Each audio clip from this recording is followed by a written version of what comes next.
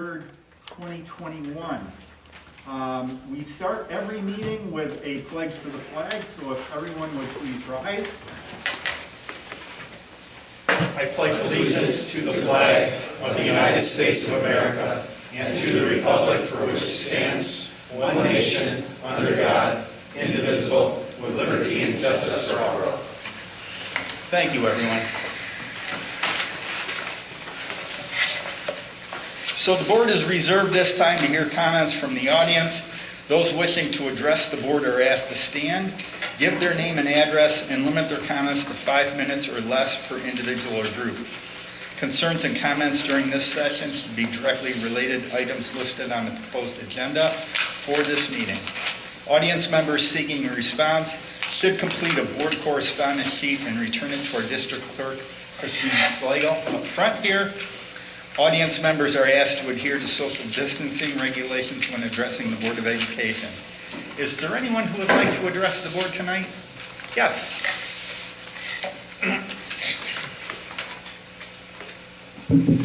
Hello, my name is Teresa Priolette. I'm Joshua's mom. I know the last board meeting you heard about unified sports. What you didn't hear is about unified sports from a parent's point of view of a special needs child. Before coming to Fredonia last year, we lived in Florida and dealt with quite a few schools with unified sports.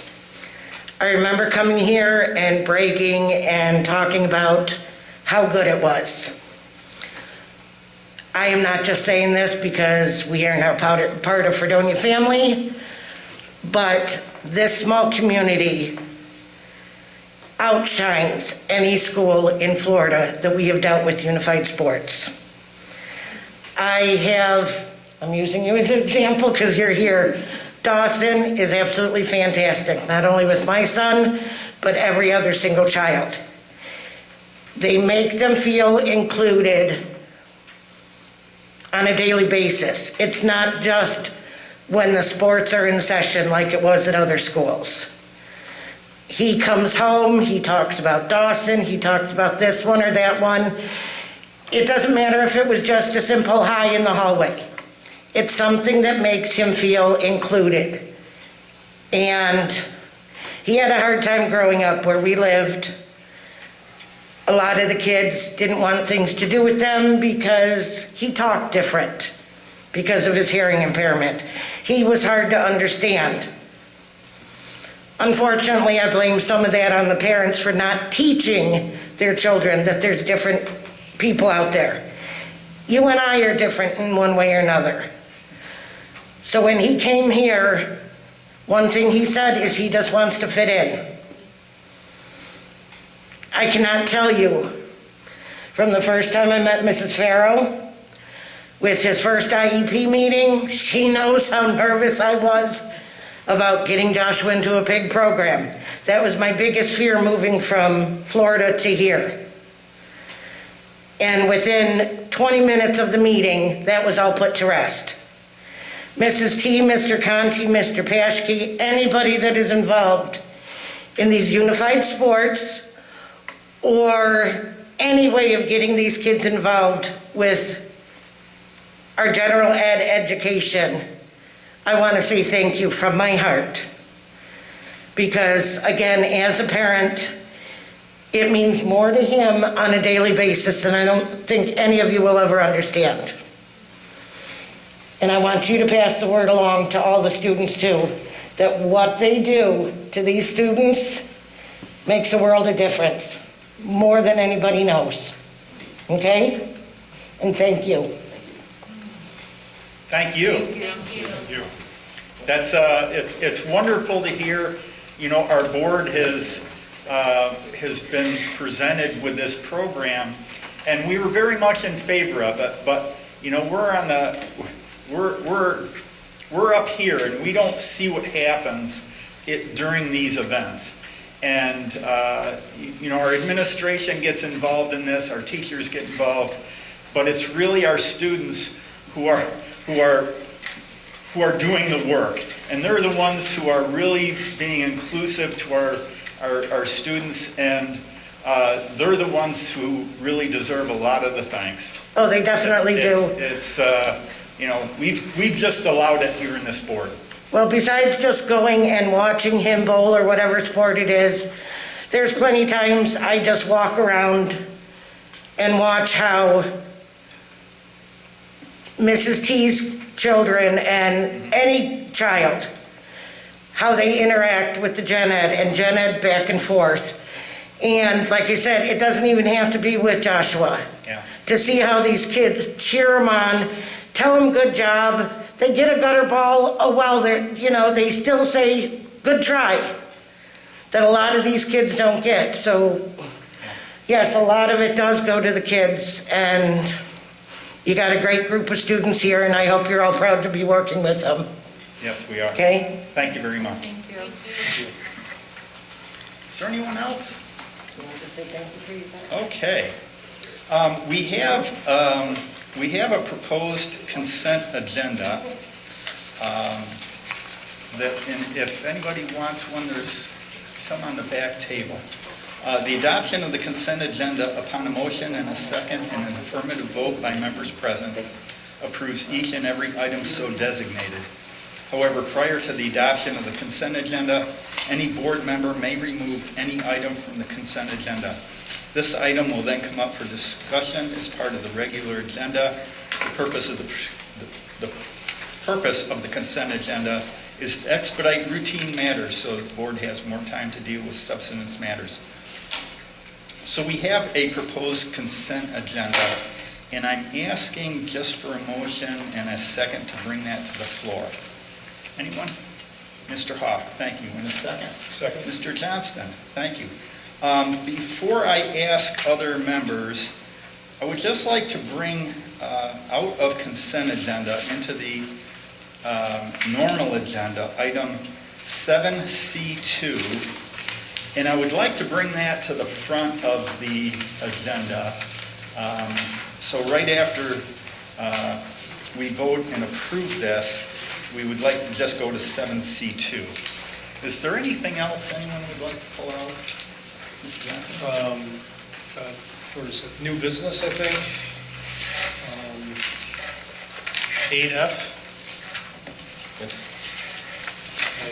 I'll abstain. You're going to abstain from 8F1. Yeah, I'm assuming it's just on you and not on Mr. Quinn. absolutely. Okay, Just me. okay, thank you. Anything else? Okay, all in favor signify by saying aye. Aye. All opposed? Thank you. So we have an agenda now, and first up is 7C2.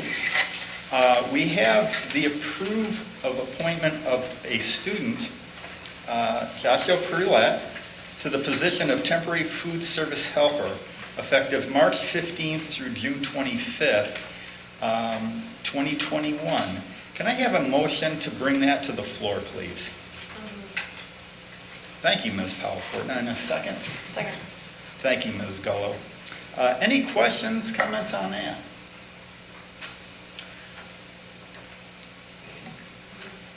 We missed him.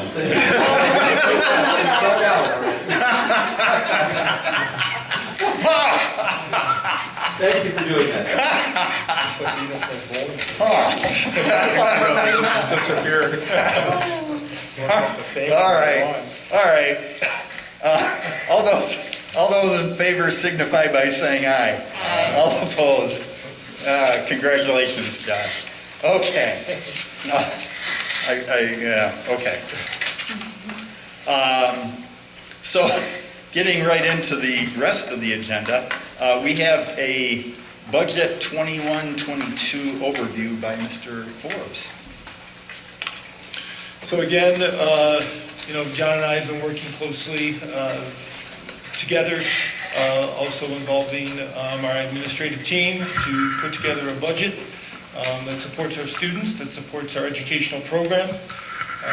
while keeping in mind the responsibility that we have to offer the great things that we have in the district at an affordable price, at a price that our taxpayers can support.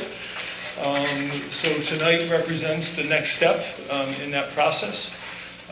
We're not quite there to a finished budget yet, but we're making progress. And this week coming up, we have meetings with each of our administrators around staffing to bring greater clarity to that aspect of the budget.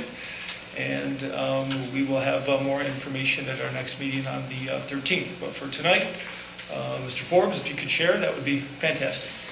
Thank you. I'm going to run through about 11 or 12 slides. Some you've seen before and are just updated. Some are new because we're going to deal with the revenue side a little bit tonight. So moving on to the first slide here, the unknowns. Currently, we still have things that were not to the point of being final. That would include our BOCES costs, which tend to fluctuate at this time of year. A good example is our Central Business Office, COSER.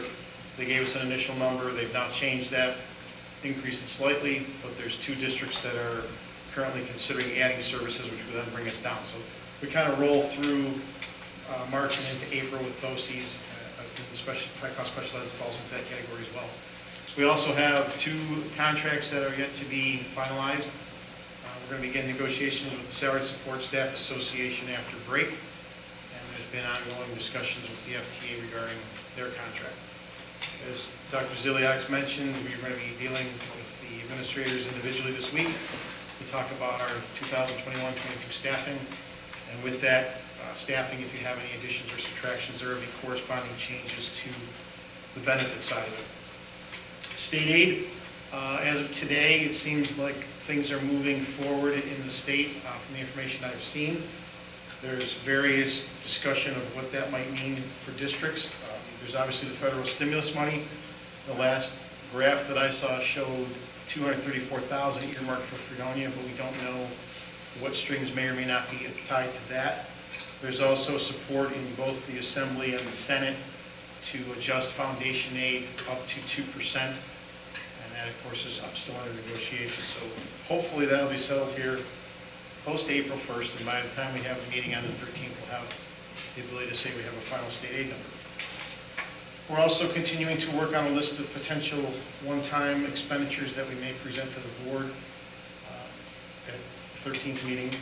This would include things like replacement of flooring at Wheelock School, or perhaps some additional technology needs, and I'll review the technology monies in a moment.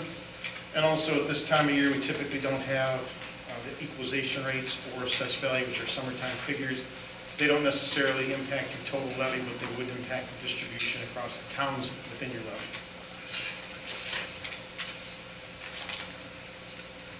On the revenue fund balance side, these are updated to reflect where we are as of today. Our estimated school tax levy of $17,079,000 represents 53.91% of the budget. State aid of almost $13 million is 41%. You can see federal sources and local sources. We currently are still maintaining the $1 million of assigned fund balance in this draft as we move forward. On the expenditure side, again, we've adjusted here as well.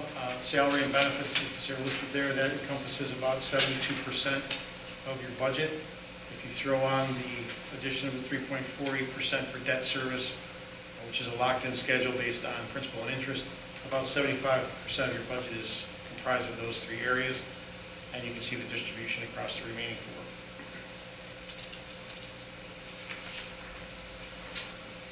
4. Again, because we're going to attempt to do another capital outlay project next year, we have to keep this in the presentation so the public is aware of it. We're focusing on blacktop replacement at Wheelock School, the possible relocation of the Wheelock office. And with any capital outlay, if you're going to do extensive outside site work, you do need to have a portion dedicated to the interior space, of which you have to have at least $10,000 for this project.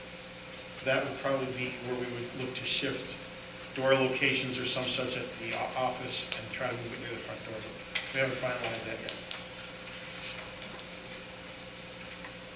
Included in this budget also, we have $190,000 of monies budgeted under the BOCES budget, which are used to purchase replacement Chromebooks, printers, and to upgrade things like closets, wiring closets, and other services.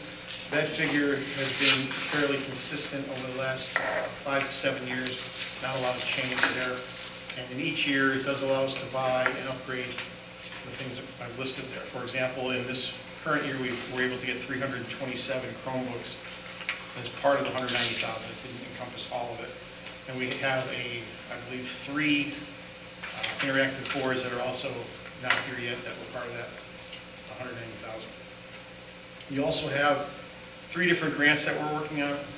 The Smart Schools Bond Act has been a rather lengthy process and a very slow approval process at the government level. Fredonia is entitled to a little over 1.1 million. To date, we have purchased 82,000, which was for additional security cameras. That was in the 1920 school year. There's also a pending request currently, which we had anticipated approval within the last couple of weeks, but still have not gotten it. That would be 307,000 for computers, cameras, interactive panels, and additional power supplies. We also are eligible for 2 grants within the CARES Act. The ESSER grant totals $271,000, of which we have a pending request for $238,000 for additional Chromebooks, laptops, and docking stations. Within the ESSER portion, there is also the need to assign a small amount of funds to local Catholic school because we have students that go there. It also allowed us to purchase, or to continue to purchase, PPE items such as face shields, masks, thermometers, sprays, and those kinds of things, the plastic dividers as well. So it encompasses more than just the technology side. Mr. Corbett, can you speak more on the piece about the ESSER with the 271,000 as to how that correlates to what we're going to be receiving under the Smart School Bond Act? They're completely Is that additional? They're completely separate, yes. Each one is additional. Okay. So right now in our budget, we have $190,000. Okay. Is that $190,000 anyway covered by the Smart Schools Bond Act or the ESSER? No, it's on top of. Okay. Do we need the general fund applied? Is my question. If you were to look at, as an example, taking that out because you have other places to purchase things, then your issue would be when those grant funds are not available, now you've got a hole on your general fund side for purchasing technology. So the 190 has been a pretty consistent number. When Joe Rada was here, he and the tech department would kind of decide what they wanted, and try to buy about the same amount each year so that you don't have a year that you have to buy 3 times as many. Okay, so then to the use of those grants, is there any way of spending the money and then having it replenished by the grant, or you have to wait for the grant to be gone through its motions to spend it? The way that all 3 of the grants work is you don't get any of the funds unless you actually can show you spent it. So you need to spend it first. Okay, so the money that we're looking in the general fund would actually need to be spent, and then it's replaced. Okay, so then actually, the 190 is a moot point as far as adding it to the taxes, because it's being replaced with. It's not being replenished by the grants, but it's BOCES purchases, so you get BOCES aid on it. So I guess in that sense, you're getting reimbursed and replenishing it in the subsequent year based on categorical aid. So this is all based on bowl season? Only the general fund line. Okay. The Smart Schools is separate, and then the ESSER and the GER are federal pandemic-related grants that were given. Because I just kind of see an overlap, and maybe it's just the way I look at it, as to what we're purchasing through that general fund,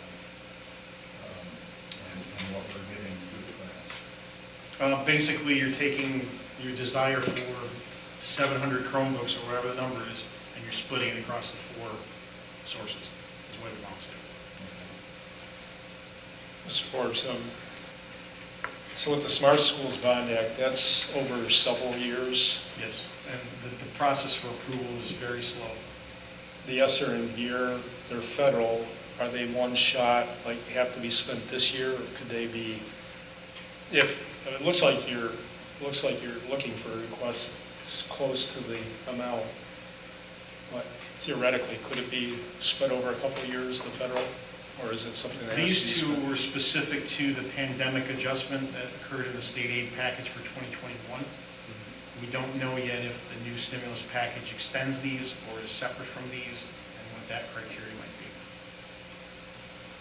But at this point, it says there's a pending request, so it looks like you're requesting to spend it this year. And so what you have basically is the general fund portion, the ESSER portion, the GER portion. Those would be current purchasing, the Smart Schools Bond Act by virtue of how they're funding it, and how they're slowly approving it. The decision was made that we wouldn't try to get it all at once, but we'd try to spread it out because of the time period they were taking. Right. And that way you don't have to replace all your items at the same time.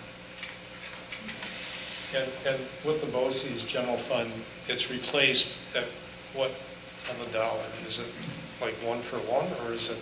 In terms of aid, Yeah. about 70%. Good, thanks. And again, just to reinforce how slowly the wheels turn at times, so the Smart Schools actually was passed in the 14-15 school year.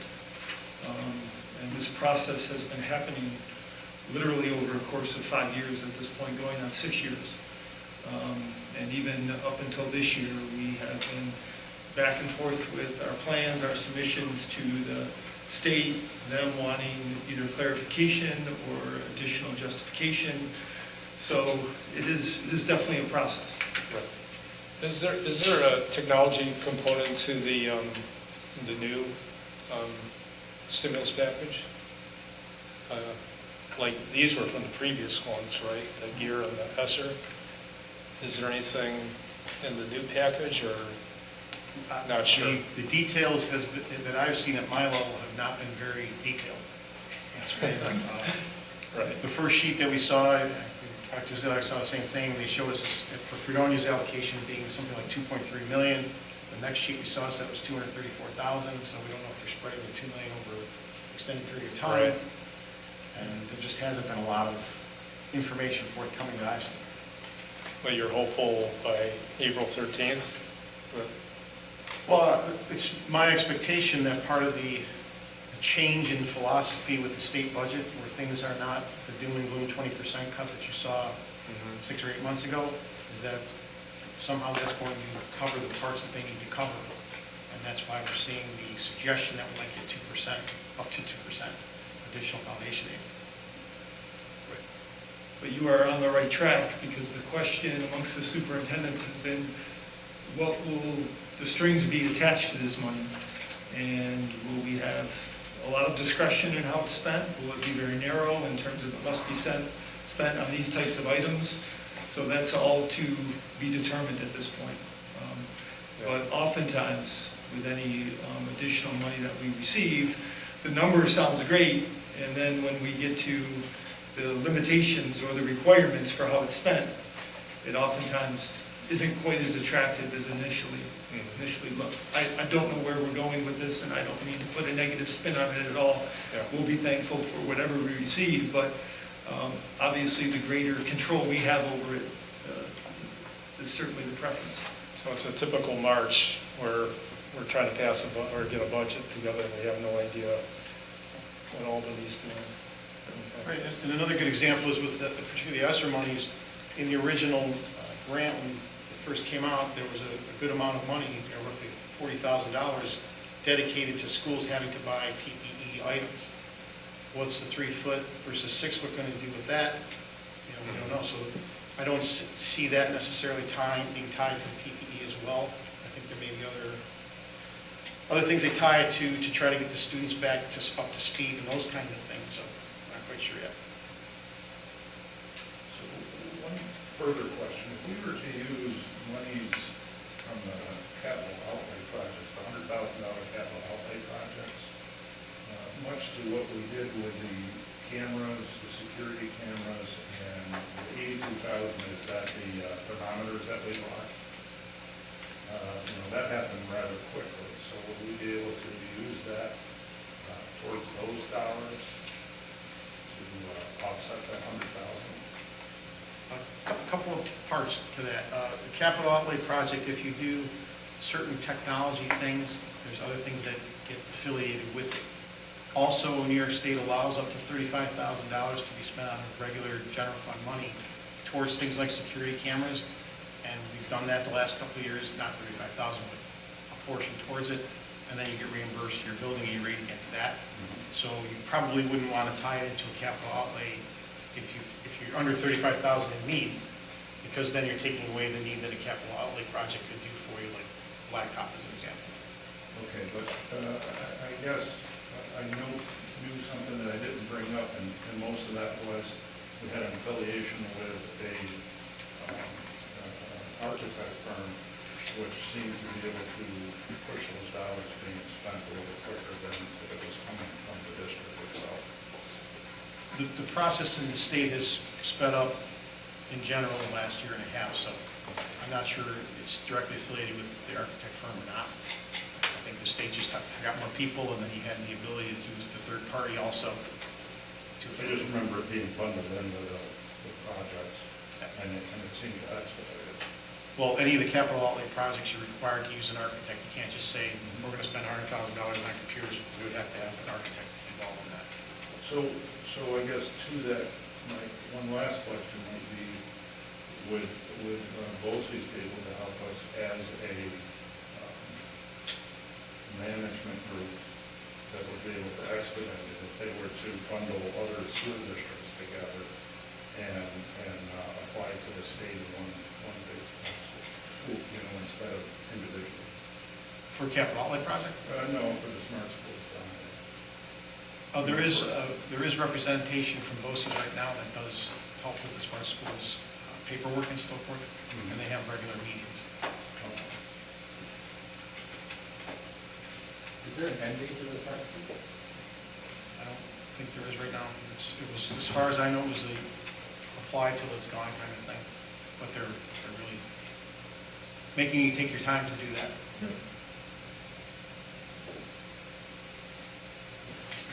So then finally, moving on to the GRR portion, this was pretty much all technology or licenses for Chromebooks.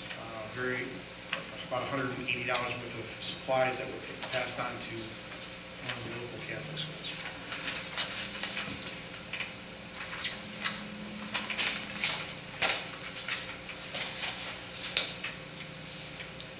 So we haven't really taken a look at revenue much other than in summary fashion. So the first slide here is a breakdown of our local revenue sources as budgeted. The first I want to point out is a change in our pilot line item. We had for quite a while $1,400 based on a disabled residence that was on a pilot. We've since received a little over $20,000 as part of the Arkwright Winds project as a pilot. So we've increased that line item there.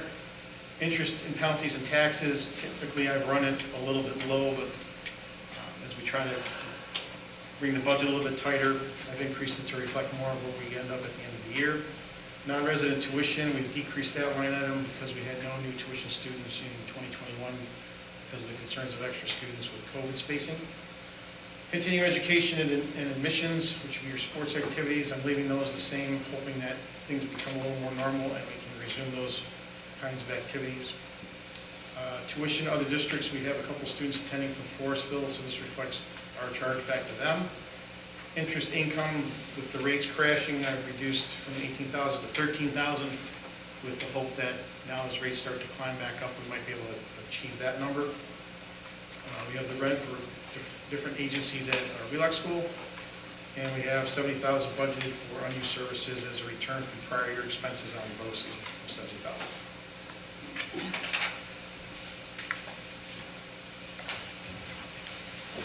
What's the tuition, other districts, the 100,000, what is that? High-cost special ed students, not BOCES high-cost, but higher-cost students that are able to come to our program because we can combine them together. The next slide is the breakdown of our federal and state categories. You can see that from 2020-21 to 21-22, currently our foundation aid is flat, and that's based upon the governor's proposal in January.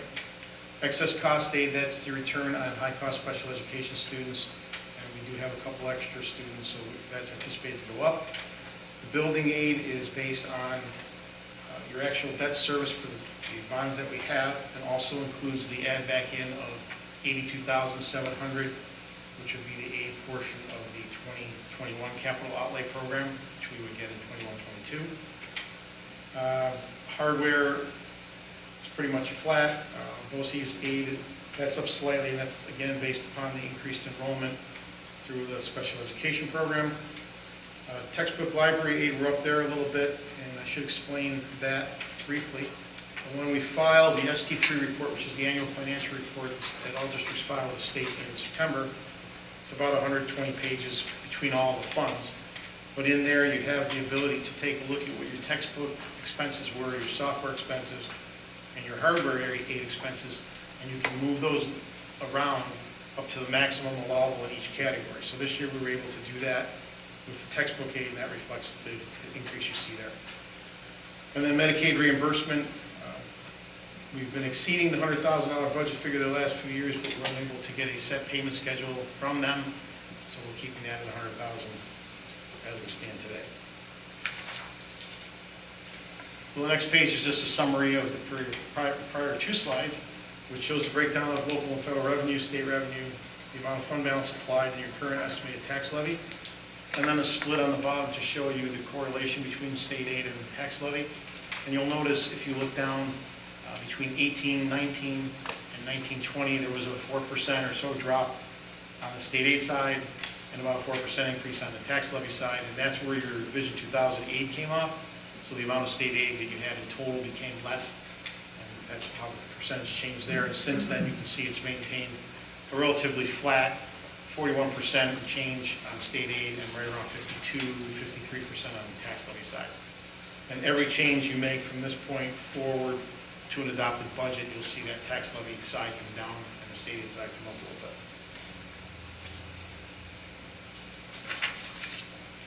The next slide is a summary of the proposed budget as we stand today. The top half is the expenditure side, the bottom half is the revenue side. You can see it ties out to $31,680,026. And you can see the differences in each category there. Next slide, it shows the comparative budget data for 2014-15 through 2020-21 is actual, and then where we would stand if you were to adopt the budget as it stands today, which clearly we won't, but that would be a 3.3% in comparison. And then finally, the slide that I've put in each of the presentations so far, it just shows your tax levy, your actual tax levy versus the tax levy limit. We're currently using the 1% figure for the maximum, and then wherever your levy will fall from there, we'll know in another 4 weeks. Also, we'll point out that in the event the budget was defeated twice, the district would need to conform with the administrative cap, and we're currently $189,000 under that, so there'll be no issue there. So Don, I'm sorry, the slide before this, you had, it's budgeting. Okay, I'm sorry.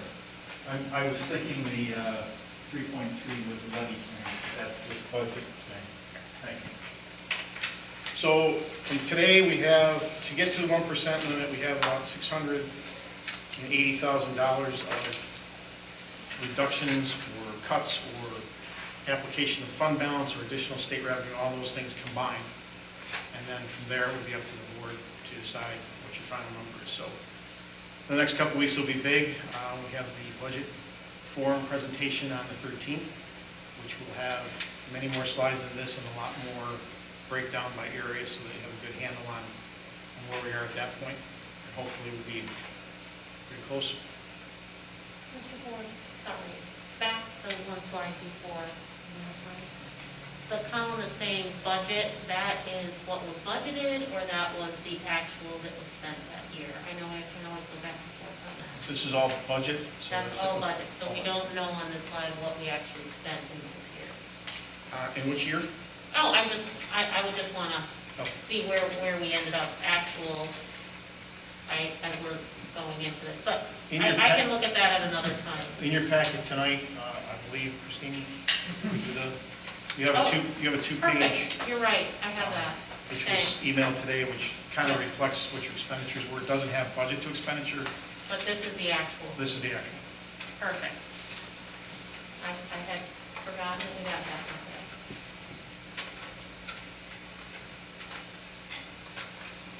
Any other questions?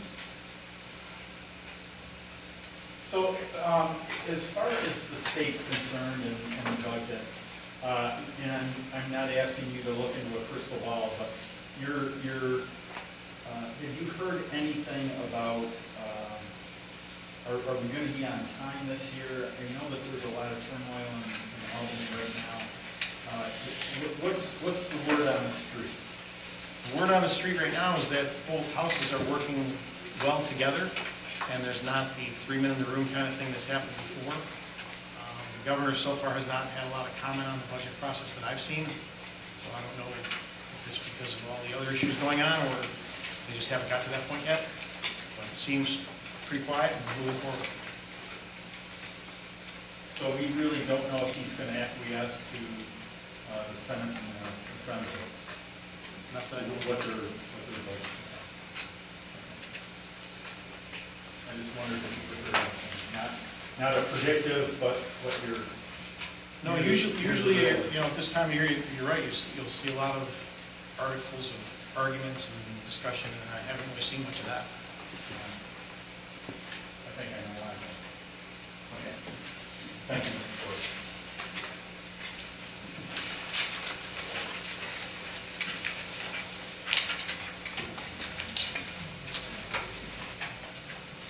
So I guess that I'm going to stay over here. The budget status report for 2021. Well, whoops, you got a couple Sorry. things in between there. I'm way off here. Thank you.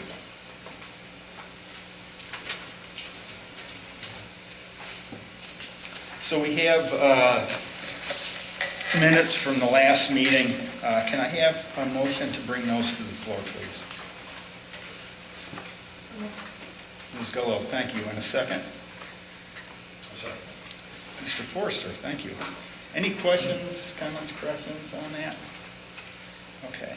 All those in favor signify by saying aye. Aye. All opposed? Thank you. Excuse me. We have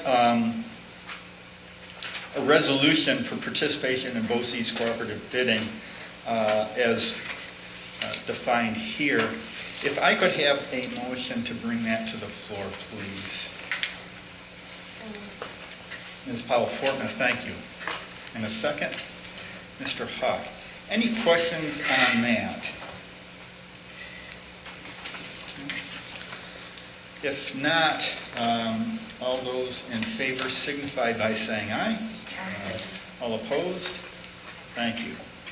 Now we have the budget status report. Thank you. I think as I mentioned last time, at this time of year, typically I'm going through and taking a look at the expenditures and kind of tracking those so that we can put it into the budget process, see if there's line items that are running high or low. So I did that again in the last week and just picked out some different areas that I'll comment on for a minute here. Equipment purchases across the district, we virtually spent all the money that was budgeted in those areas, which is always good that somebody wanted it and we got it. Textbooks were currently running below a little bit. I've already sent emails to the administrators that are affected by that to see if we can determine if there's something we need to get that we haven't got. As far as the equipment, are there any other requests out there for the rest of the year? It's not a lot of money. Okay. A couple of Thank you. $1,000. Thank you. So we're working on textbooks so that we maximize the aid there. We continue to track the utilities, as I think I mentioned along the way. Natural gas, we're up just slightly, a couple thousand, and that's kind of offset because we're down slightly in comparison year to year for the electric. So the utilities are running about even. Substitute teachers right now, as you might anticipate, without having a full enrollment all year, we're running significantly lower than last year. And last year was about the time that we went out at this point through the February report. So right now we're tracking about 40,000 less in the substitute teacher line. Same thing with athletics through February. Of course, at that point, there were sports that weren't allowed to participate yet, so it's going to change the normal pattern when we compare year to year.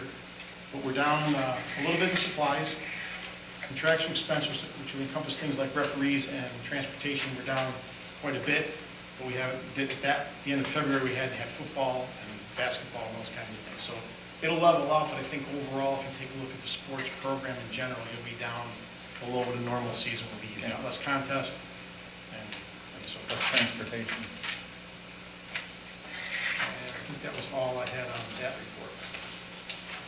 Yes, that was all. On what page is the equipment that you're referring to that we spent, and what line is it? It's multiple lines. Okay. So what is a dollar amount that we're speaking here? Tell you in a second.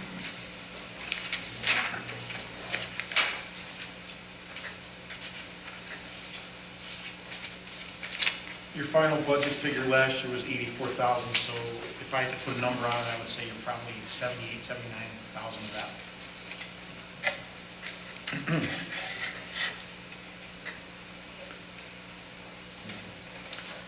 So if I could, I hate to throw additional things in here, but this spreadsheet that you've provided to the board, and it's got estimated 2021 expenditures, that's the budget for 2021, isn't it? Actually, now that you brought that, let me explain what we got here. So, Okay. what we tried to do after discussion with Mr. Hawk and Dr. Ziliak and Mr. Aldrich Yep. was to give the board something that was easy to read, easy to understand, and you didn't have to go through 13 pages of lines that you can't really tell what they are based upon the descriptor on the report. So what we did is we have a page-and-a-half document. The first page is the expenditure areas, and this is going back to 16, 17, right up through 2021 as expenditures. So 16, 17, 17, 18, 18, 19, 19, 20 are done, final, that's the number. 2021 is what I'm projecting right now For actual. for the final actual Okay. expenditures. Oh, wonderful, wonderful. And that'll Okay. be, as we go, that'll adjust, but not hugely, but there'll be changes to it. And then Wonderful. finally, Thank in you. comparison, the far right-hand figure, that's the current budgeted expenditures for 21, 22. That'll be a difficult column for you to compare to the other columns, because within that, we've got things that we still have to cut. We've got amounts that I carry typically as fund balance, so, but in comparison, you'll be able to see that. So then what we did is further broke it down, so instead of just simply saying salaries, equipment, contractual expense, materials, and supplies, we picked major categories in each area. So if you take a look at equipment as an example, which is the second block down, you've got a breakdown of instructional, so that's across all buildings. And you've got the custodial area, the maintenance area, and athletics, which tend to be the bigger areas for equipment. In contractual, we talk about utilities all the time, so we broke that out. We broke out custodial maintenance, we broke out transportation, and so forth. And you can see that right down through this page. And then on the second page, which is a lot less categories, and I didn't break it out like the expenditure side, is basically your revenue sources. So we picked the major categories within the ST3 revenue report. So that would be real property tax, other tax items, charges for services, use of money, and other local revenue. That would be considered your local block. Then you have a state aid line, then you have a federal aid line, which is your Medicare. And then you have, beyond that, in addition to revenue, the assigned fund balance over those time periods. So this report can be tweaked any way that the board would like. If you wanted more definition in each area, that's easy to do, now that you have the basis for it. But we thought this might be a good first step to try to give you something that was a little more valuable to you. Yeah, this is a great start, and after I go through this a little bit more, I appreciate this because it's one page, but it shows trends, actual trends, and where we're headed, and why we look at debt service and it dropped off a cliff in the 1920 year just because of Vision 2000. So I tried to get it all onto one, but then you wouldn't be able to read it because it was super tiny. So we went for one for expense, one for revenue. Actually, Mrs. Slagle was able to fit it all onto one page for their copy. So, She didn't give me a copy of that. same information. Stacy, yeah, Stacy.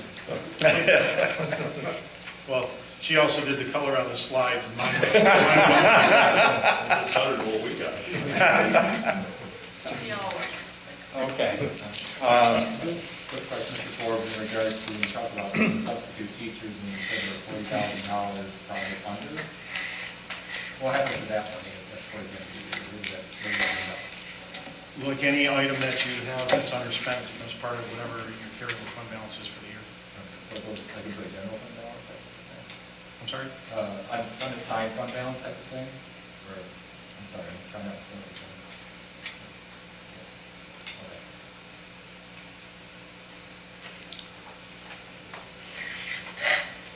Okay. Okay, we have a revenue status report. Okay, on that one, we have a couple things to point out. We did get $47,000 of rental payments, which is BOCES, for the Wheelock School in the month. We also got $64,000 of the supplemental lottery aid payment, and we also got the first of the BOCES general aid payments, which was $177,000. And we received an additional $7,400 in Medicaid reimbursement.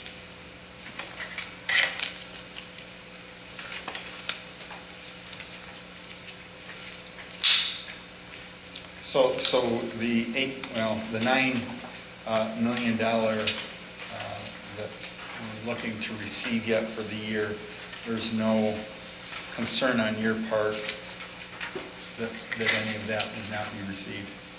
Well, I think as we've talked about a couple of times, we're definitely going to be down in transportation aid.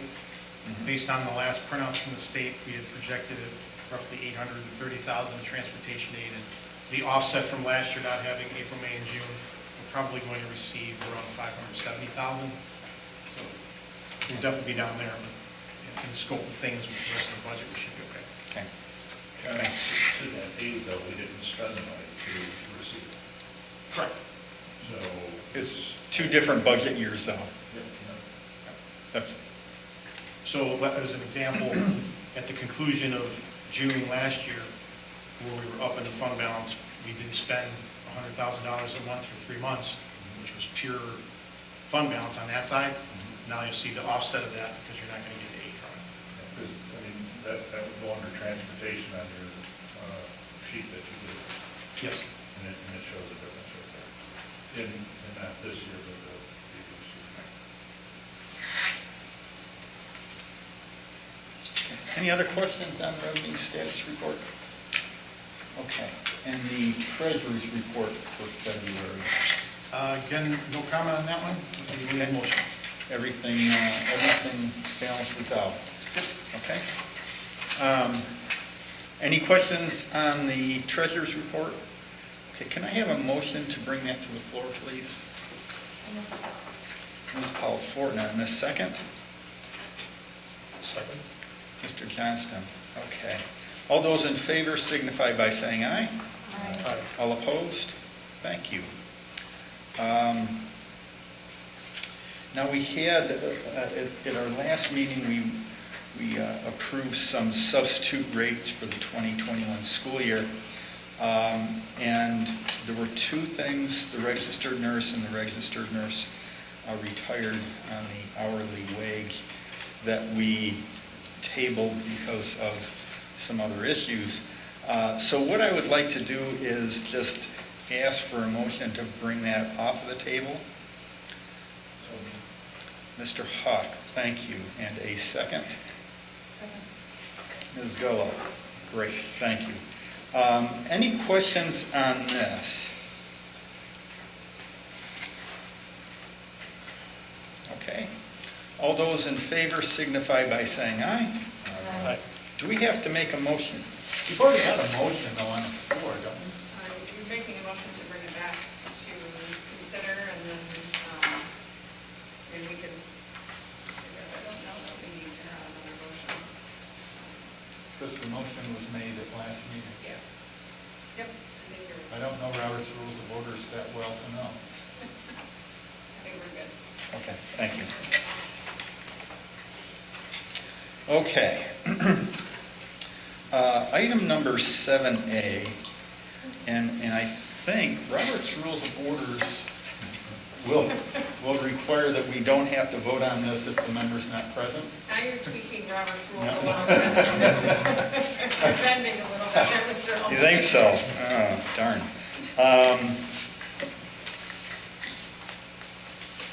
We have a letter of resignation from Mr. Gambrone from the board effective May 5th. And this is one that I'd rather not accept, but I do appreciate Mr. Gambrone's service. Can we table? I don't know, can we? You can, but Well, you might not come to the next I meeting. hope he's watching us right now. We're waiting for him to make the motion. If I could have a motion to bring that to the floor, please. Thank you, Ms. Powell. And a second. Mr. Hawk, thank you. I've already expressed my appreciation, Mr. Gambrone, and as difficult as this is, I understand from his standpoint. He's 50 years in the district in one way or another. Great service to our district. All those in favor of accepting his letter of resignation effective May 5th signify by saying aye. Aye. All opposed? Thank you.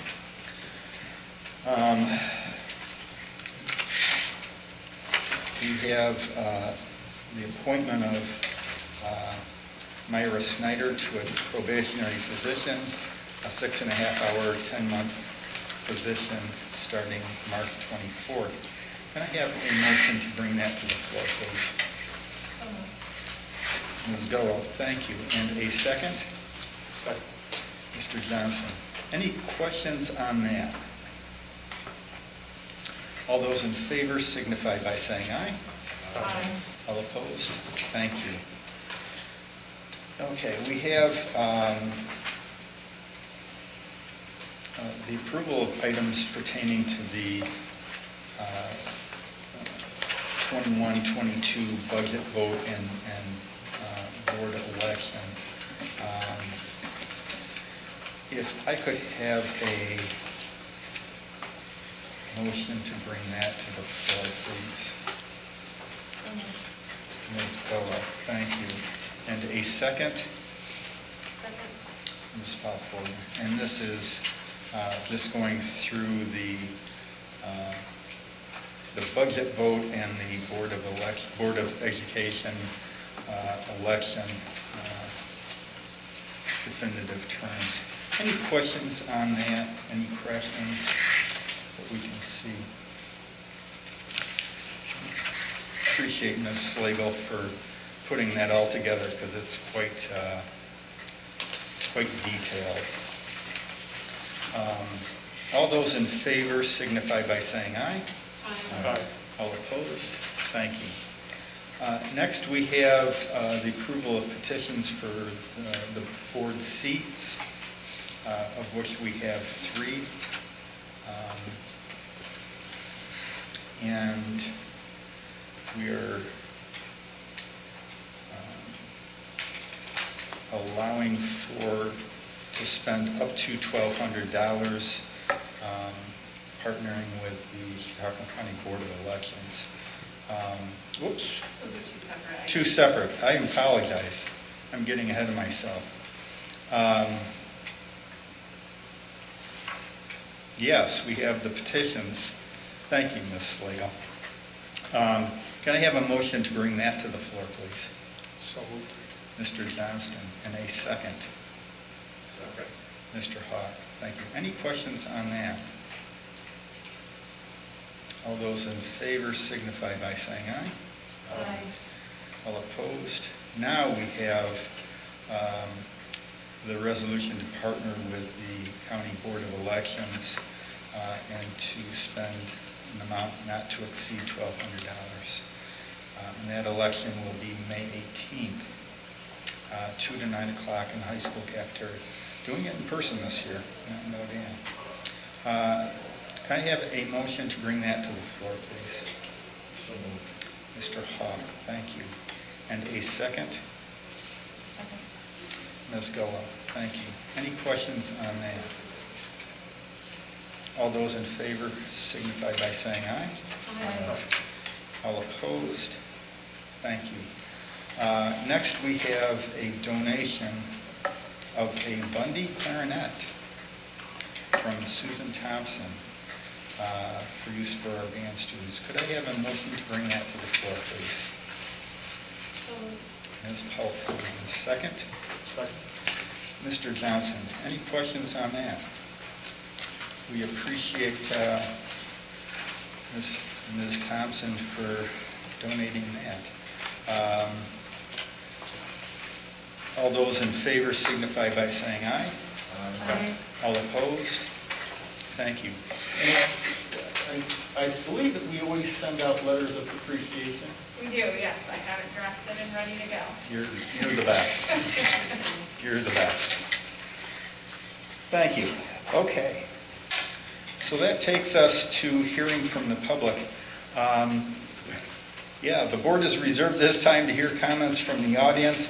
Those wishing to address the board are asked to stand, give their name and address, and limit their comments to 5 minutes or less per individual or group. Audience members seeking a response should complete a board correspondence sheet and return it to our district clerk, Christine Slagle. Audience members are asked to adhere to social distancing regulations when addressing the board. Anyone want to address the board tonight? No? Okay. So, Mr. Ziliaks. Yeah, thank you very much. An update. A couple things. We are just going to use the s'more that went out yesterday as our weekly update, just to hit on a couple high notes here. Again, wanting to say thanks, and I will touch on our in-service day in a few minutes, but we had a number of people facilitate activities. We appreciate that. We had a lot of participation and productivity. We thank everybody for that. We also wanted to say thanks for the faculty and staff who will be involved in the hiring of our chief officer for curriculum and human resources. That process is starting to get underway now, and more information to follow there. Also, this past weekend, there was our musical production by the school district that in these circumstances was initially performed in front of a smaller audience than we normally do, but what the plan is that this has been recorded and will be edited, and this will be available for people to purchase tickets to watch virtually. It's a great show.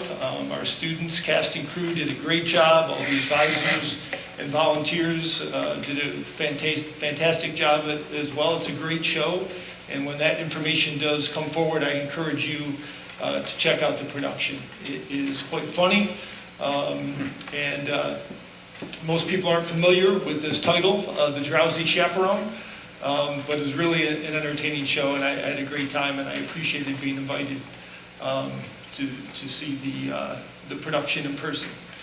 So welcome back this week to our 7th and 8th grade, and also our 10th and 11th grade.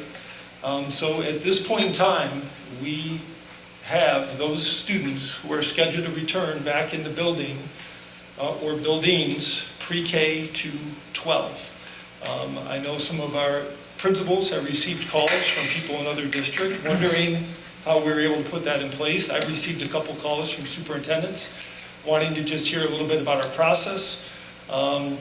So I know we had a slow start to the school year in some respects, but I feel like we have really positioned ourselves to finish strong and really have a positive end to the school year. So again, this has been a team effort on the behalf of our faculty, staff, our RTS committee, our administrators, our Board of Education. I'd like to thank everybody one more time for all the hard work that went into this.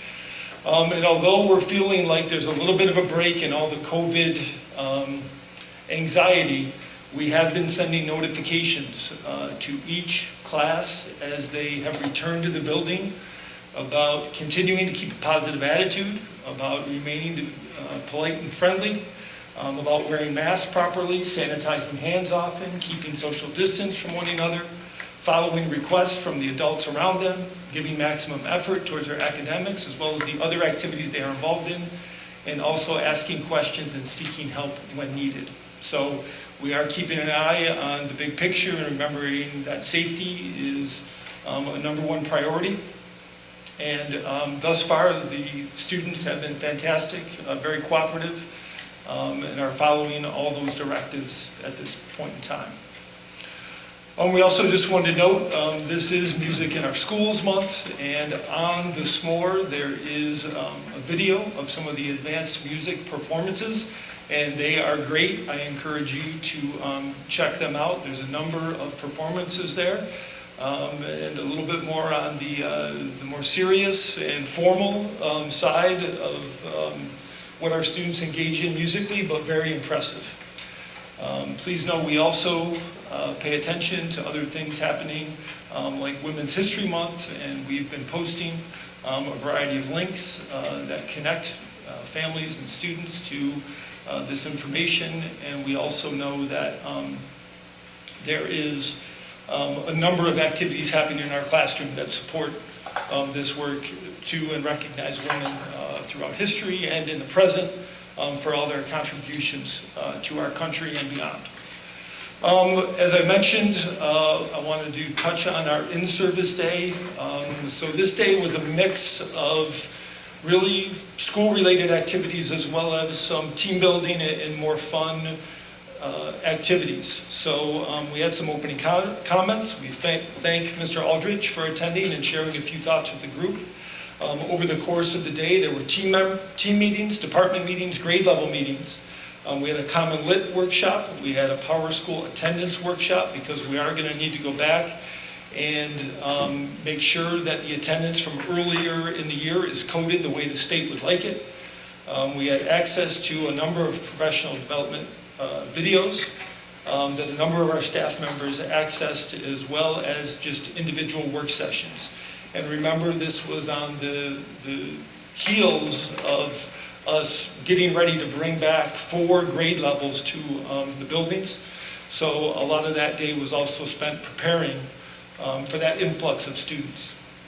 Now, yes, absolutely, we tried to interject a little bit of fun and a little bit of a break into this. We did have some activities from yoga to restorative circles to painting to ukulele and badminton activities.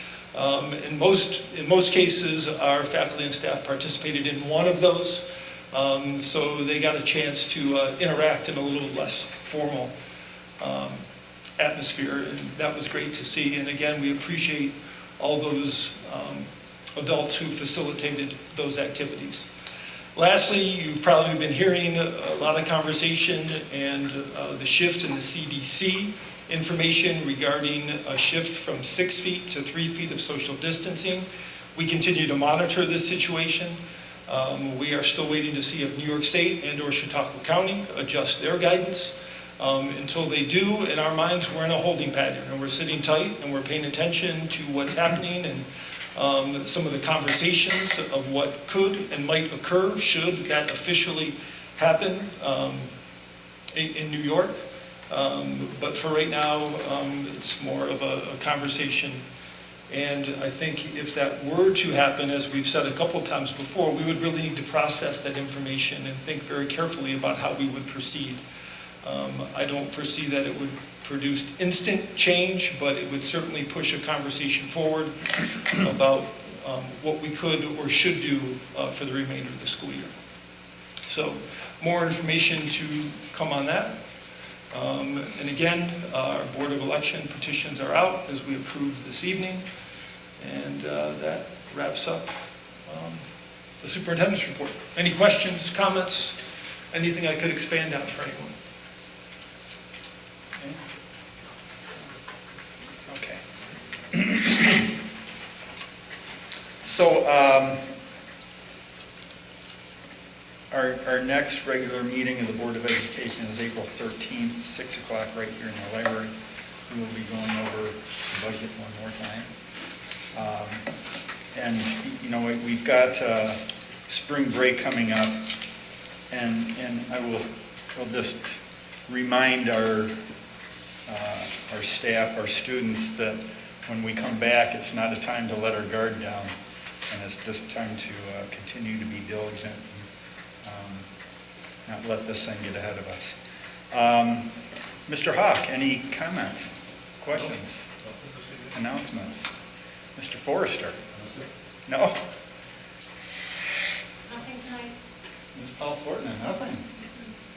Ms. Gallo? Well, I have to say, I was also lucky enough to see the musical, so I would just, I mean, it's so great, your son, fantastic. I mean, it was just really fun and funny, and the fact that they did it is just, it was heartwarming, it was bittersweet, it was fun and funny, and I just congratulate everyone involved. It was great. Great, thank you. Mr. Johnson? Just that now the process is complete, K through 12 in school, either 4 days or 5 days a week. Thanks, Dr. Zoliaks, thanks the administration, staff. It's great to have them back, 4 or 5 days a week. Yeah. Yes, it is. Mr. Paskey, you got everybody at home now. Everybody back in the house. Great to have the kids back. I just need to thank all of our staff, not just the teaching staff, but the cleaners, the aides, just everybody, the cafeteria staff. Everybody's just working tremendously to make this happen, and with kids in the building, just that renewed energy. We talked a little bit about renewal of spring and spring break, time to recharge, but man, getting those kids back is like, you get that, it's just big recharging today. So we're excited. I also want to take a moment to say thank you to the musical people. Just, what a fantastic show. It was the best and the best and the best. And it was great to be able to put that out in a year where a lot of places couldn't. And so they did a fantastic job, adhered to all of the rules that we set in place for safety, and just had a magnificent and funny show. And just the talent was out of this world. Just lastly, a little later than we do normally, I'd like to announce our salutatorian for the class of 2021 is Amelia Harper. Congratulations to Amelia. I'll be meeting with Amelia and her family. Amelia's fully remote, but they have decided to come in and have a formal meeting with me and have that little congratulations ceremony. And then our valedictorian happens to be related to one of our board members.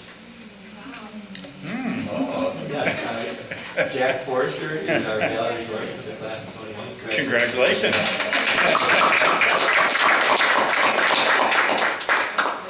And I met with Ethan, his wife, and Jack just before the meeting, and went through some of the responsibilities and got to have a nice little talk about what it means to be a valedictorian and all the hard work that he's put in. It's nice to have someone who's really focused and put in a lot of hard work to earn both of these positions. So fantastic, and congratulations to both of them and their families. Great. Thank you, Mr. Pesky. Thank you. Ms. Trotman? Yeah, I want to agree with Darren about thanking everybody that really made it all happen to get all our kids back in school. Our 7th and 8th graders returned on Monday, and the energy was unbelievable. The kids they're so happy to be back, and smiles on their faces, and just, we talk about masks, and there's not one student who we have to speak about the mask. They know how important it is. Great. And really following the rules, and I can't say enough about how responsible and respectful they have been. So we are so happy to have them back. I wanted to talk a little bit about our Service Learning Club, our middle school Service Learning Club. Today, they had their first in-person meeting. They've been meeting, remotely, but today after their meeting, they went outside and they started cleaning up the campus, and it was so great to see the kids out there and happy to serve us as a school community. Our PE department has borrowed rollerblades from BOCES, and so the kids have been rollerblading, and it's funny because as a kid, we skated all the time. It was just what we did as a kid, and I'm probably dating myself. But some of our kids have never skated, and so it has just been really great to give them that opportunity, and the kids have loved it. They came down during their study halls, and our PE teachers have really, donated their time when they could be prepping for classes to make sure kids have as much opportunity to take advantage of that and learn how to rollerblade. And then I want to thank our student council. Our middle school student council is sponsoring an egg hunt for all of our middle school students this Thursday and Friday. And so we're just going to have some fun with the kids. Thursday it's supposed to be great, so we're going to get them outside and let them run around a little bit. Friday, we're going to have to figure out how we're going to do it inside because it sounds like it's going to be kind of a nasty day, but we're going to have some fun with the kids. So it's so great to have them back. Great, thank you. Mr. Drawlinger. Yeah, just 3 quick things at the elementary school. We're ramping up to our spring break reading challenge where all the kids are given like a amount of words that they should read over break, and then there will be a reward for that. So that's something that we roll out throughout the whole building this week. And then we started looking at the outside of our building. We tried to, we have these raised beds, and they're kind of like in a little bit of district there. So we have our technology teacher on it. He's taking some measurements, and he's going to hopefully get some new pressure treated lumber or whatever we need. And we have some donations of soil coming in. And so those gardens will be, revamped a little bit. And the kids are excited about that. And to go hand in hand with that, we've got some of the classrooms right now that have started some plants units, and they started planting their plants inside with the hopes of transplanting them in a few weeks or a month into the new gardens. So, we're getting outside, which is great, every single day. So that's what we're doing here. It's good. Great, thank you. Ms. Piper, you don't know what all the fuss is about with your students already have been back since day one. Right. You don't know what the fuss is about, right? All good. All good. Yeah. I would echo what Mr. Drawlinger said. The kids are getting ready for spring break. They're doing a lot of planting in the classrooms. Right. And we are working with the Penalties program and Quality Stars to create an outdoor classroom at WELAC. And so we're excited about making the plans for that. We have a spring break challenge coming up as well. Not words read per se, but they're picking different literacy activities. And if they come back and complete the challenge, they get to have recess with the principal. So for some reason, they find that to be exciting. So we're going for it. So it should be a good time. But they're super excited. I also want to put a shout out to Partners in Kind who donated quite a bit of tattoos and stamps and spring-related items for the kids to have. And the teachers are creating little Easter baskets or spring treats for the kids to take home before break. So this is nice. Thank you. Ms. Farrell? I wanted to thank you for the appointment of Joshua re-elected to his position. I'm sorry that they snuck out of here before that moment actually happened. I know his mom was a little bit anxious, but I appreciate the district's and the board's support of meaningful work opportunities for some of our students, that being one of them. And then sort of continuing on that theme, I asked my department for some highlights before board meetings, and Mrs. Beach, who's one of our outstanding special ed teachers, shared with me that she read a book called Zero with her class, and Zero is a book about numbers, number sense, and value. It's also about being different, perceiving oneself as oneself is not fitting in, and in turn finding one's value in the bigger picture. So students took the time to discuss those themes with her, understand the pledge that they took to include all. So it's just a nice illustration of some cross-curricular things and an early start to the commitment to seamless inclusion and acceptance of diversity and tolerance for all. So I thought it was a nice highlight. Yeah, thank you. Yeah. Mr. Forbes? I'm good, nothing. You're good. Keeping busy on the budget. Yeah. Ms. Slagle? Nothing, thank you. No? Well, we anticipate going into executive session so long as the rest of the board agrees to it. Once we come out of executive session, we will immediately adjourn. We will not do any other business. So in essence, as soon as we go into executive session, we're adjourned. We're done with the meeting. So if I could, I'd like a motion to move into executive session. Ms. Paul Fortnott and Mr. Hawk second. All in favor signify by saying aye. Aye. All opposed? We are now in executive session. Thank you, everyone.